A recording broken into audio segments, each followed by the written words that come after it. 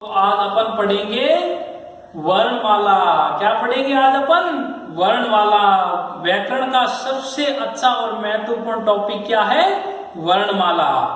तो आपने पहले भी पढ़ी है, क्लास फर्स्ट में भी पढ़ी होगी। अब अपन आगे इसका अध्ययन करते हैं। तो वर्णमाला क्या होती है? जैसे एक माला होती है ना, घर में आप सभी देखते हो, जिसमें अलग अलग मन के मतलब लगे हुए होते हैं, जिसमें घर के बड़े बुजुर्ग माला फेरते हैं, जैसे दादी सा है या नानी सा है, कोई भी आप सब देखते हो ना। जिस प्रकार से एक धागे के अंदर सारे के सारे मन के पिरोए हुए होते हैं ना, उसी प्रकार जैसे अपनी भाषा है ना, उसके अक्षर सब एक ही तरह से, जैसे एक ही जगह पे तालिका पे लिखे हुए होते हैं या माला की तरह होते हैं, उसको अपन वर्णों की माला कहते हैं। मनकों की माला की तरह ही अपनी क्या होती है? वर्णों की माला होती है।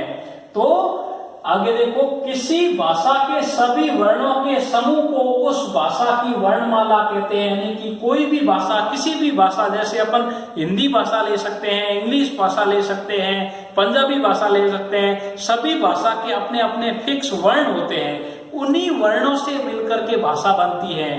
पता है आपको? तो किसी भाषा के सभी वर्णों के समूह को उस भाषा की वर्णमाला कहते हैं। आगे देखते हैं, देखो, हिंदी भाषा की वर्णमाला दो भागों में विभाजित है। अपन अभी हिंदी की क्लास है अपनी अभी, तो अपन हिंदी की बात करते हैं। वैसे जब इंग्लिश की क्लास होगी तो इंग्लिश की बातचीत होगी। तो वैसे ही अपनी हिंदी भाषा की जो वर्णमाला है, तो वो दो भागों में बंटी हुई है। अब आपको एक और बता दूं, अपनी हिंदी भाषा की लिपि कौन सी आपको पता है? लिपि यानी लेखन कार्य की जो कला है, तो अपने हिंदी भाषा की लिपि है देवनागरी लिपि।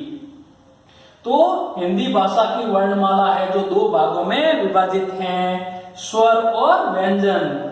यानी कि एक तो होते हैं स्वर और एक होते हैं व्यंजन। तो अपनी हिंदी भाषा की वर्णमाला दो भागों में विभाजित है, दो भागों में बंटी हुई है।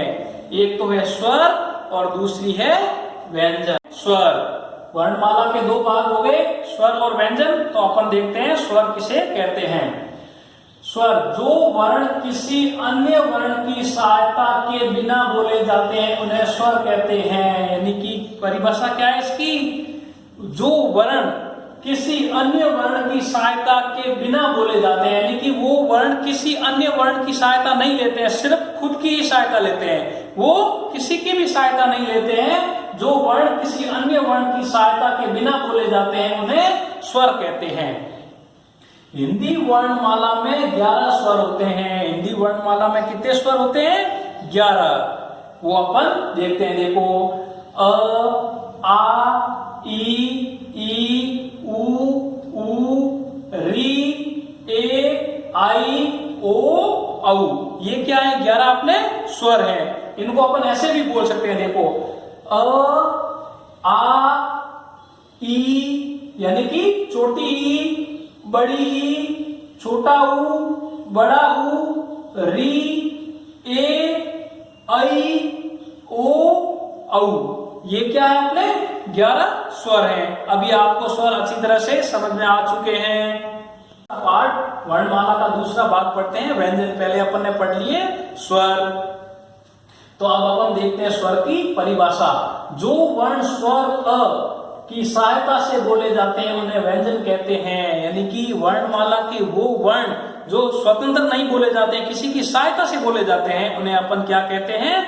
व्यंजन। तो स्वर तो आपको समझ में आ गए। जो स्वर क्या होते हैं? जो किसी की भी सहायता नहीं लेते हैं। और व्यंजन होते हैं, वो सहायता लेते हैं। तो सहायता किसकी लेते हैं? वे स्वरों की सहायता लेते हैं। तो जो वर्ण स्वरों की सहायता से बोले जाते हैं, उन्हें अपन व्यंजन कहते हैं। हिंदी वर्णमाला में 35 व्यंजन होते हैं। हिंदी की वर्णमाला में कितने व्यंजन होते हैं? 35 व्यंजन होते हैं। कौन कौन से अभी अपन देखते हैं, देखो, क, ख, ग, घ, ड़, छ, छ, ज, ज, य, ट, ठ, ड, ढ, ण, त, थ, द, ध, न, प, फ, ब, भ, म, य, र, ल, व, श, श, श, ह।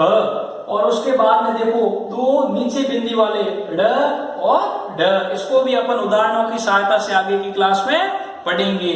तो 33 तो ये हो गए और दो व्यंजन अपने ये हो गए ड और ढ। तो अब आपको अच्छी तरह से समझ में आ गया कि हिंदी वर्णमाला में स्वर कितने होते हैं 11 और व्यंजन कितने होते हैं 35।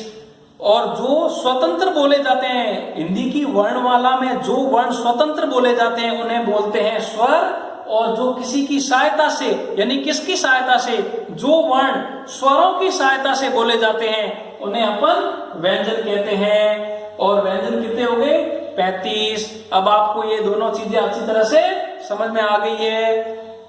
स्वर और व्यंजन क्या होते हैं अच्छी तरह से पढ़ लिए, इनकी परिभाषा भी पढ़ ली, इनकी संख्याएं कितनी होती है वो भी पढ़ ली, आप सभी को अच्छी तरह से समझ में भी आ गया है। तो अब अपन इसके प्रश्नोत्तर देखते हैं। पहला प्रश्न है वर्ण के भेद, यानी कि वर्ण के कितने भेद होते हैं, आई समझ में। वो 2 होते हैं, 4 होते हैं, 3 होते हैं, वो आपको पता है, मैंने सबसे पहले यही बताया था। उसके बाद में देखो हिंदी वर्णमाला में कितने स्वर होते हैं, सबसे पहले अपन ने पढ़ा था स्वर की परिभाषा, तो आपको पता ही है कि स्वर कितने होते हैं, वो आपको इस खाली जगह में लिखना है।